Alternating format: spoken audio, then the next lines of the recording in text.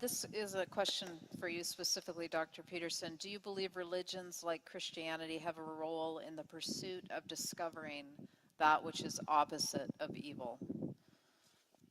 I think that that is what they are, fundamentally.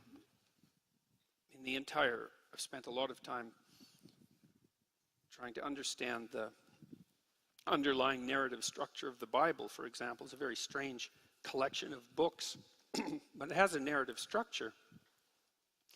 And the narrative structure is something like, well, people fell into history when they became self-conscious. And because they were self-conscious, conscious of their own limitations, conscious of suffering itself, they were also able to become and motivated to become resentful and cruel and bitter and homicidal and genocidal. And that's, I suppose, in some sense, the genesis of evil. Our life is bounded by suffering and tainted by malevolence.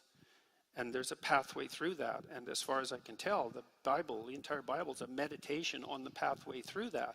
Now, it's not a meditation we understand because most of it's story. It's embedded in stories. And stories are the way that we transmit information that we don't yet understand.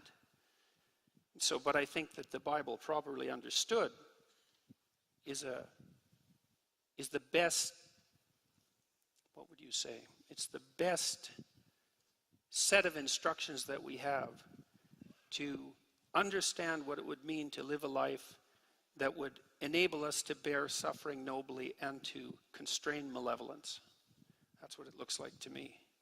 I can give you a quick example of that. There's an idea, deep idea, that emerges in the first chapter of Genesis, that being that extracts habitable order out of nothingness and potential uses truthful speech to do that as the mechanism by which that occurs. And that the habitable order that's extracted from the chaotic potential by truthful speech is good. And that the capacity to do that is part and parcel of each human being, something I believe to be as accurate as anything can be accurate. And so there's an idea right in the beginning, right in the first chapter of that book, that if people spoke truthfully, that the order they spoke into being would be good. And I believe that to be the case. And I think that people experience that in their own lives. You know what happens if you lie to yourself. You know what happens if you lie to other people and betray them.